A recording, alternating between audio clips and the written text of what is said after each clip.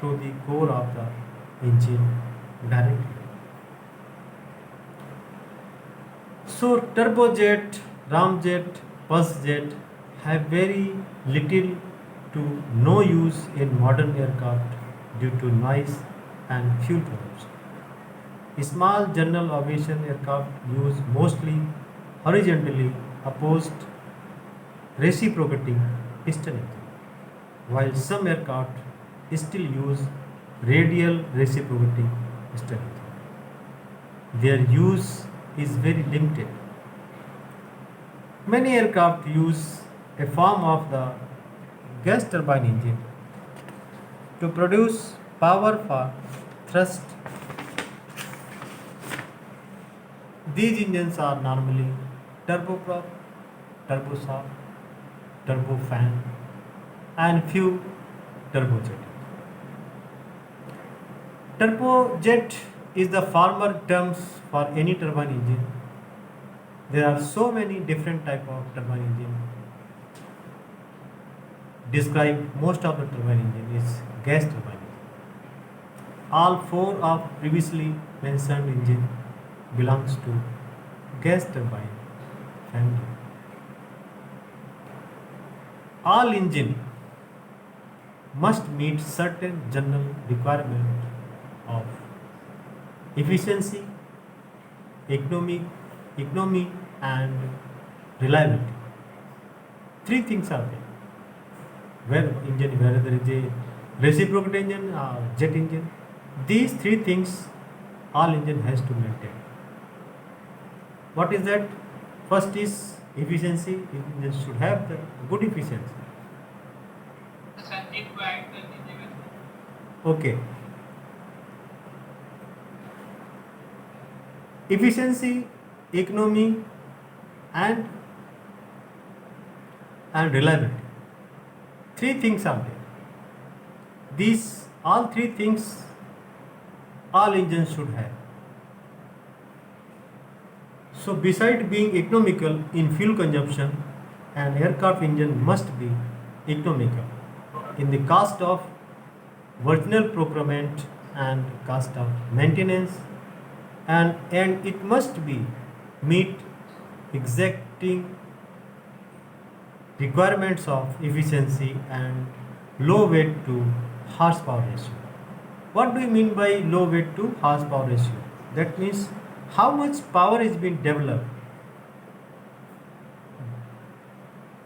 and how much weight of the engine.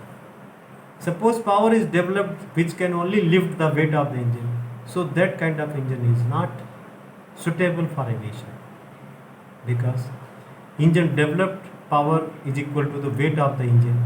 So how it can carry the passengers? So it must develop more power with same weight so that their efficiency will increase of that engine. So it is must be capable of sustained high power output with no sacrifice in reliability. That means it must be reliable. भरोसेमंद होना चाहिए उसको. It must also have the durability to operate for long period of time between. Overall, it needs to be as compact as possible and have easy accessibility for maintenance. It is required to be vibration free as possible. Every engine cannot be vibration free. It must be having vibration, but that vibration must be a minimum most level. Vibration free is not possible for any manufacturer to manufacture that. It will have vibration, but that vibration must be a minimum most level so that it should not become hazardous to the flight. So it is required to be vibration free as possible and able to cover a wide range of power output at various speeds and altitude. So these are the requirements of turbojet engine, or you can say this requirement must be fulfilled by all the engine in aviation. Maybe reciprocating engine, maybe jet engine, doesn't matter. But they should fulfill these requirements, then they can be operated in aviation. So these requirements dictate engine fuel delivery system, provide metered fuel at a correct proportion of fuel air ingested by engine regardless of altitude, attitude, or type of weather in which engine is operated. The engine needs a type of oil system that delivers oil under the proper pressure to lubricate and cool all of the operating parts of the engine when it is running. Also, it must have a system of damping unit to damp out the vibration of engine when it is operating. So these are the requirement of turbojet engine or turboprop engine or reciprocating engine. It must have such requirement. It must fulfill the such requirement, whether it is durability or reliability. It must be reliable. It must be durable. So these are the requirement of engine. Now we can discuss the next topic, that is power and weight. How much it can produce power with how much weight. See, so we need to define power and weight, that is useful output of all aircraft power plant is thrust, the force which propel the aircraft. A reciprocating engine is rated in a brake horsepower, that is called also BHP. The gas turbine engine is rated in thrust horsepower, that is called THP. So there is a formula for thrust horsepower, that is thrust horsepower is equal to thrust multiplied by aircraft speed miles per hour divided by 375 miles pounds per hour.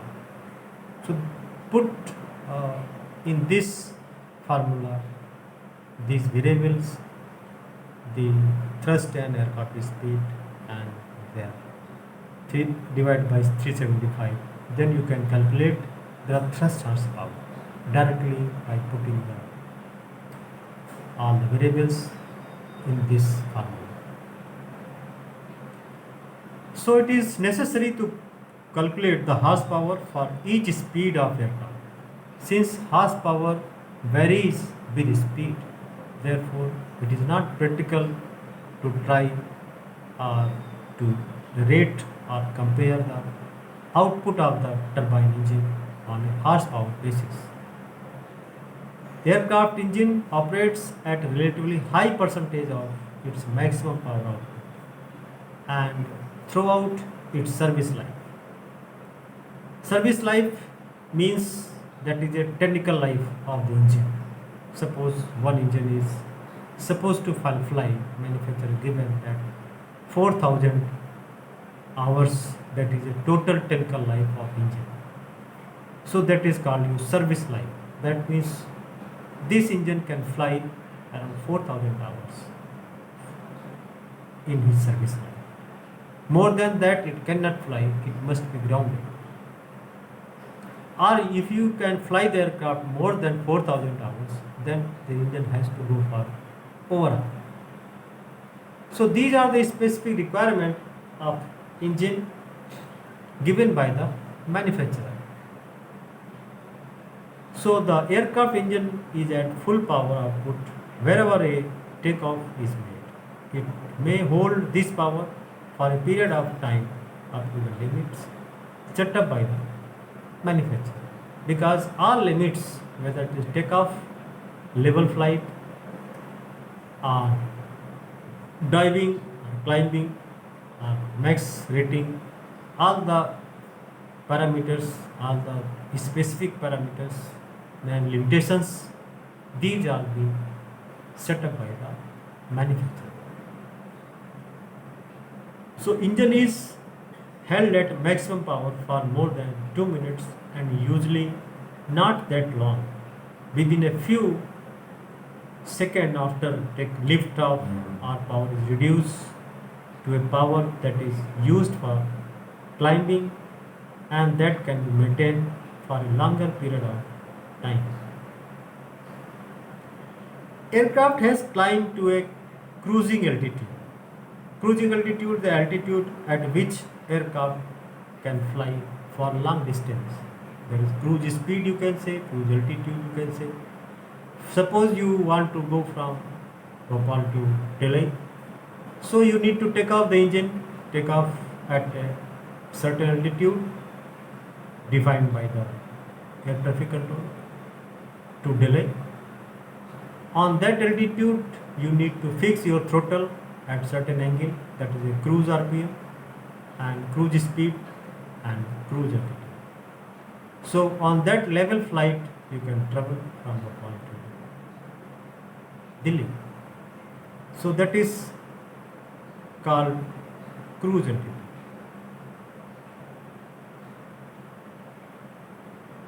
So after aircraft climb cruising altitude, power of the engine is further reduced to a cruise power which can be maintained for duration of flight.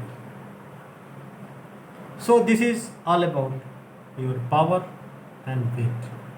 These two functions is very important in the aero engine or aircraft fitted with the engines. Next comes your fuel economy. How this fuel economy is important for the engine. That is, requirement of fuel means engine should not consume more fuel as for long flight or traveling longer distance. It must have less fuel consumption. So how this fuel economy is affecting, and this is a basic parameter describing the fuel economy of engine, is usually specific fuel consumption. This specific fuel consumption for gas turbine is fuel flow measured in pounds per hour divided by thrust in pounds. This is called thrust specific fuel consumption. Equivalent specific fuel consumption is used for turboprop engine. As we have learned about turboprop engine, the power, or you can say the equivalent shaft horsepower, is calculated for the turboprop engine. That is, and same here is also there. There is a thrust specific fuel consumption, that is for jet engine, and equivalent specific fuel consumption is used for turboprop engine, and is the fuel flow in pounds per hour divided by turboprop's equivalent shaft horsepower. Earlier we already discussed this ESHP and SHP. These terms we have already covered in previous lessons. So the comparison can be made between various engines on specific fuel consumption basis,